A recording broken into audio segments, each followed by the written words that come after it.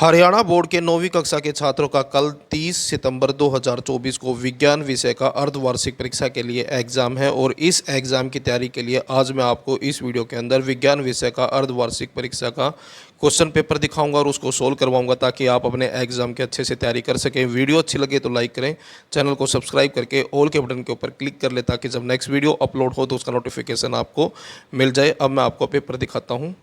जैसा कि आप देख सकते हैं अर्धवार्षिक परीक्षा का ये क्वेश्चन पेपर है सितंबर 2024 के लिए 9वीं कक्षा का है, विज्ञान विषय का है। 30 नंबर का आपका क्वेश्चन पेपर आएगा और 90 मिनट का टाइम मिलेगा आपको क्वेश्चन पेपर सोल्व करने के लिए। सबसे पहले एक एक नंबर वाले क्वेश्चन आएंगे एमसीक्यू वाले। पहला क्वेश्चन है इसके अंदर, एक वस्तु 16 मीटर की दूरी 4 सेकेंड में तय करती है तथा पुनः 16 मीटर की दूरी 2 सेकेंड में तय करती है।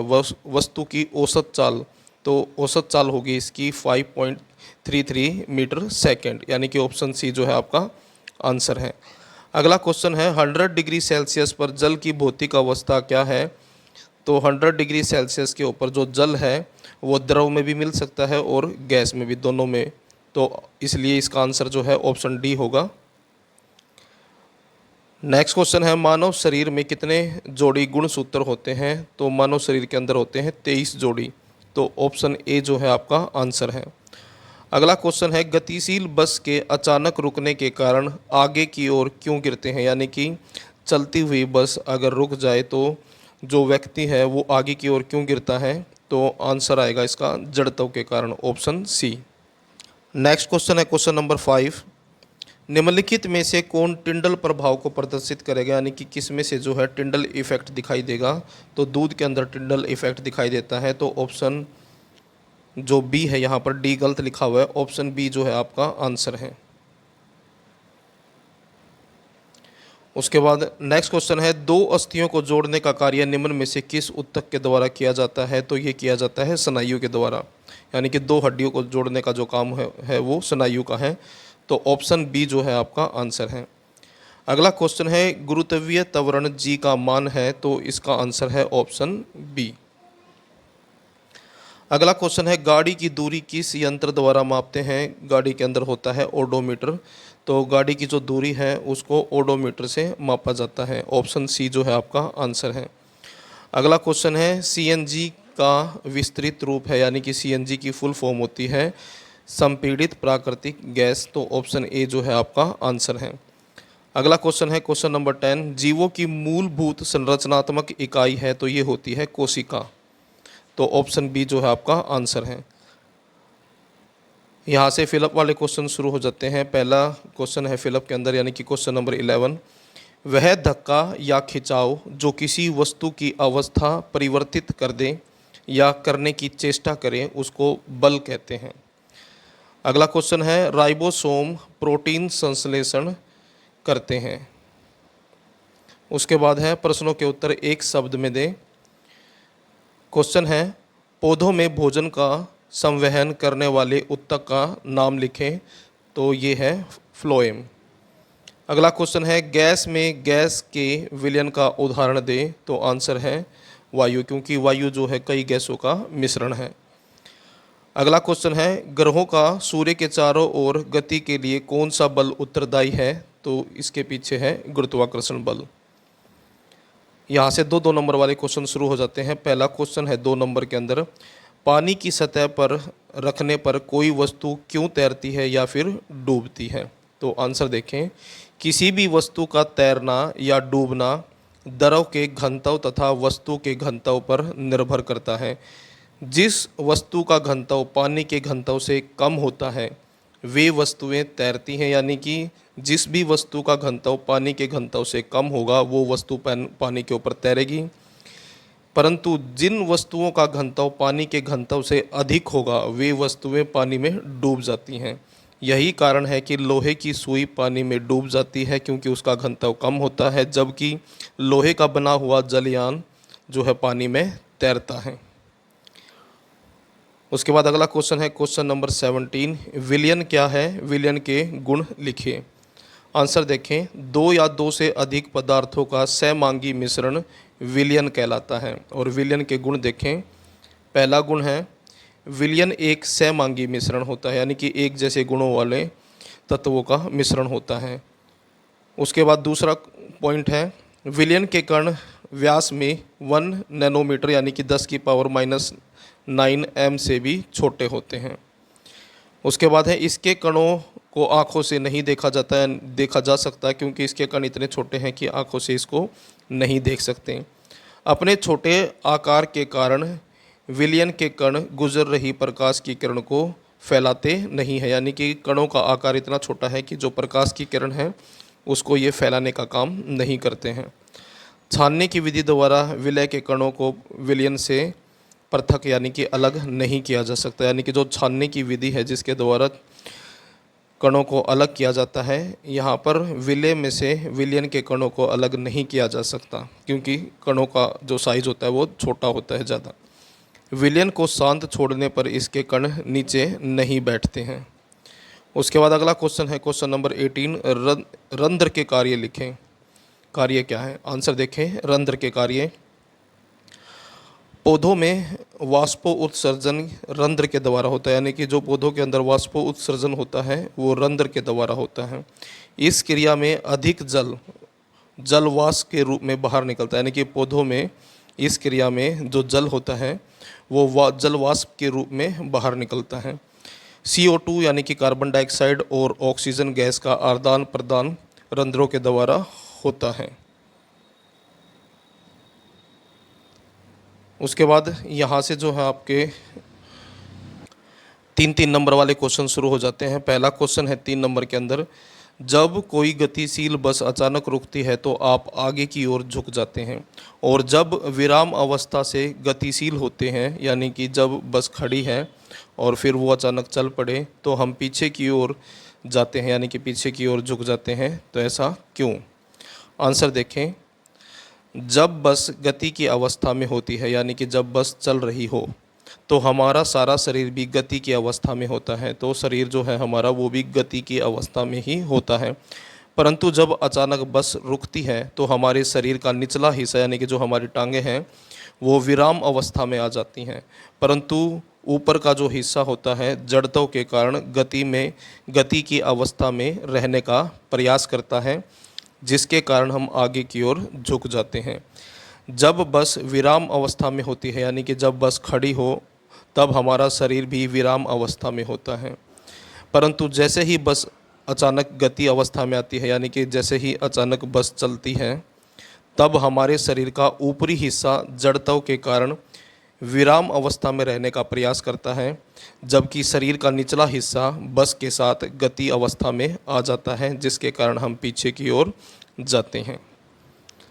उसके बाद अगला क्वेश्चन है क्वेश्चन नंबर 20, वाष्पीकरण किसे कहते हैं? वाष्पीकरण के कारण शीतलता कैसे होती है? आंसर देखें। द्रवों का अपने क्वथनांक से कम ताप पर वाष्प में परिवर्तित होना वाष्पीकरण कहलाता है, यानी कि जो द्रव हैं उनका अपने क्वथनांक से कम ताप पर वाष्प में बदलना वाष्पीकरण कहलाता है। वाष्पीकरण एक सतही प्रक्रिया है, यानी कि जो वाष्पीकरण है वो सतह पर होती है। द्रव के कण अपने आसपास से ऊर्जा अवशोषित करके वाष्प में बदलते रहते हैं, यानी कि जो द्रव के कण हैं वो आसपास से एनर्जी यानी कि ऊर्जा को अवशोषित करते हैं और फिर वो वाष्प में बदल जाते हैं। वाष्पीकरण की इस प्रक्रिया में आसपास का जो तापमान है वो कम हो जाता है, जिसके कारण शीतलता होती है। जैसे कि उदाहरण के तौर पर जो सेंट है, अगर सेंट को जब आप अपने हाथ पर छिड़कते हैं तो उसके जो कण हैं वो जल्दी ही वाष्पित हो जाते हैं, यानी कि गैस में बदल जाते हैं। तो इस वजह से जो है वहाँ पर हमें जहाँ पर भी हमने सेंट लगाया है वहाँ पर हमें ठंडक महसूस होती है, क्योंकि जो वाष्प है जब वो वाष्प बनता है तो आसपास से एनर्जी को वो अवशोषित कर लेते हैं। उसके बाद अगला क्वेश्चन है, कोशिका का कौन सा अंगक बिजली घर है और क्यों? आंसर देखें। माइटोकॉन्ड्रिया कोशिका का बिजली घर कहलाते हैं, यानी कि जो माइटोकॉन्ड्रिया है ये कोशिका का बिजली घर कहलाता है। माइटोकॉन्ड्रिया में उपस्थित ऑक्सीकारक एंजाइम अवशोषित भोजन का ऑक्सीकरण कर ऊर्जा उत्पन्न करते हैं, यानी कि ये जो माइटोकॉन्ड्रिया है इसके अंदर जो उपस्थित ऑक्सीकारक एंजाइम होते हैं अवशोषित भोजन को उसका ऑक्सीकरण करके ऊर्जा उत्पन्न करते हैं, जिससे कोशिका और जिस ऊर्जा को जो कोशिका है अपने दैनिक कार्यों को पूरा करने के लिए प्रयोग करती है। अतिरिक्त ऊर्जा जो एक्स्ट्रा एनर्जी है, ऊर्जा है, उसको एटीपी अणुओं के रूप में भंडारित कर लिया जाता है। उसके बाद यहाँ से 5 नंबर वाले क्वेश्चन शुरू हो जाते हैं। 5 नंबर के अंदर पहला क्वेश्चन है, आर्किमिडीज के सिद्धांत की व्याख्या करें, इसके अनुप्रयोग भी लिखें। और चॉइस में भी एक क्वेश्चन आएगा, पादप कोशिकाओं तथा जंतु कोशिकाओं में तुलना कीजिए। आंसर देखें, आर्किमिडीज का सिद्धांत पहले, जब किसी वस्तु को किसी द्रव में पूर्ण या आंशिक रूप से डुबाया जाता है तो इसके भार में कमी आ जाती है। यानी कि इस सिद्धांत के अनुसार जब किसी वस्तु को द्रव, मान लीजिए कि जल है, पानी है, पानी के अंदर जब उसको या तो पूरी तरह से डुबा दिया जाए या फिर उसको आधा डुबाया जाए, तो किसी भी चीज़ को जब आप पानी में डुबाओगे तो उसके भार में कमी आ जाती है और जो वस्तु द्वारा हटाए गए द्रव के बराबर होती है, और उस वस्तु के द्वारा जो पानी हटाया गया है, जो पानी बाहर निकलता है, उसके बराबर उसका वजन होता है। व्याख्या यानी कि उदाहरण दिया गया है यहाँ पर। उदाहरण के तौर पर एक बीकर को पूरा पानी से भर लें, यानी कि एक बीकर जो है, बीकर लें और उसको पूरा पानी से भरकर इसे एक ट्रे में रखें। यानी कि बीकर लेना है, उसको पानी से पूरा भरना है और फिर उसको एक ट्रे में रखना है। अब एक धागे की सहायता से पत्थर को कमानीदार तुला से लटकाएं, यानी कि अब एक पत्थर धागा लें और उस धागे के ऊपर एक पत्थर बांध दें और कमानीदार जो तुला होती है, जो मापने के लिए प्रयोग होता है, उसी तरह की कमानीदार जो तुला है वो लेनी है, उसके ऊपर वो पत्थर को लटकाना है। पत्थर का भार नोट कर ले, यानी कि पानी में डुबोने से पहले पत्थर का भार जो है आपको नोट करना है। धागे से लटकाए गए पत्थर को धीरे धीरे पानी में डुबो दें, फिर पानी के अंदर उस पत्थर को डुबाएं। बीकर से कुछ पानी बाहर आ जाएगा, यानी कि जब आप जब आपने पूरा भरा हुआ बीकर लिया था तो उसके अंदर जब आप पत्थर को डालोगे तो कुछ पानी जो है बीकर से बाहर आ जाएगा और प्लेट पर गिर जाएगा। अब पत्थर का भार नोट करें, यानी कि अब जो पानी में डूबा हुआ पत्थर है उसका वज़न नोट करें। 2 बार वज़न नोट करना है, एक तो पानी से में डुबाने से पहले और एक बार पानी में डुबाने के बाद। पत्थर के दोनों भारों में अंतर नोट करें, यानी कि डुबाने से पहले और डुबाने के बाद जो अंतर आया है पत्थर के वज़न में, उसको नोट करना है। अब ट्रे में एकत्रित पानी का भार नोट करें, यानी कि जो ट्रे में पानी गिरा था उस पानी का जो वज़न है उसको नोट करें।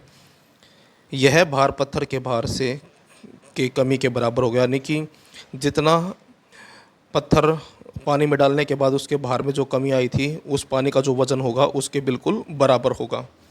तो इसका प्रयोग जो आर्किमिडीज का जो सिद्धांत है, इसका प्रयोग किया जाता है पनडुब्बी बनाने के लिए, जलयान बनाने के लिए। लैक्टोमीटर, हाइड्रोमीटर इसी सिद्धांत पर कार्य करते हैं। उसके बाद अगला क्वेश्चन है क्वेश्चन नंबर 23, विलियन, निलंबन और कोलाइड एक दूसरे से किस प्रकार भिन्न है। आंसर देखें, विलियन यह एक सहमांगी मिश्रण होता है। विलियन जो है एक सहमांगी मिश्रण है, यह पारदर्शी मिश्रण होता है, यानी कि इसके आर पार देखा जा सकता है, पारदर्शी मिश्रण है ये। इसके विलयन के कणों का आकार 10⁻⁹ m के बराबर तक होता है। इसमें विलयन के कणों को नंगी आंखों से नहीं देखा जा सकता। इसके विलय के कणों को छानकर पृथक नहीं किया जा सकता, यानी कि छानने की विधि के द्वारा इसके कणों को अलग नहीं किया जा सकता। इसमें कणों का विसरण तेजी से होता है। विलयन स्थायी होते हैं। विलयन टिंडल प्रभाव को नहीं दिखाते। उसके बाद उदाहरण दे रखा है विलयन का, पानी में चीनी का विलयन, यानी कि पानी में चीनी का जो घोल है वो विलयन का उदाहरण है। उसके बाद है निलंबन, यह एक विषमांगी मिश्रण है। यह एक अपारदर्शी मिश्रण होता है, यानी कि इस मिश्रण के आर पार नहीं देखा जा सकता। इसके विलय के कणों का आकार 10⁻⁷ m से अधिक होता है। इसमें विलय के कणों को नंगी आँखों से देखा जा सकता है, यानी कि इसके जो कण हैं उसको नंगी आँखों से देखा जा सकता है।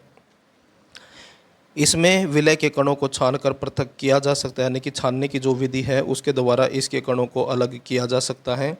इसमें विसरण नहीं होता। निलंबन अस्थायी होते हैं। टिंडल प्रभाव दिखाई देता है, यानी कि जो टिंडल इफेक्ट है इसमें दिखाई देगा। और जो उदाहरण है पानी में चोक का पाउडर, यानी कि पानी के अंदर चोक के पाउडर का मिश्रण। उसके बाद है कोलाइड, यह एक विषमांगी मिश्रण होता है। यह एक पारभासी मिश्रण होता है। इसमें विलय के कणों का आकार 10⁻⁹ m से 10⁻⁷ m के बीच होती है। इसमें विलय के कणों को शक्तिशाली सूक्ष्मदर्शी की सहायता से देख सकते हैं। इसमें विलय के कणों को छानकर पृथक नहीं किया जा सकता। इसमें विसरण धीरे धीरे होता है। कोलाइड स्थायी होते हैं। कोलाइड टिंडल प्रभाव को दिखाते हैं। उदाहरण है इसका दूध और रक्त यानी कि खून। तो ये था आपका 9वीं कक्षा का विज्ञान विषय का अर्धवार्षिक परीक्षा का क्वेश्चन पेपर और उसका सॉल्यूशन। वीडियो अच्छी लगे तो लाइक करें, चैनल को सब्सक्राइब करके ऑल के बटन के ऊपर क्लिक कर ले ताकि जब नेक्स्ट वीडियो अपलोड हो तो उसका नोटिफिकेशन आपको मिल जाए।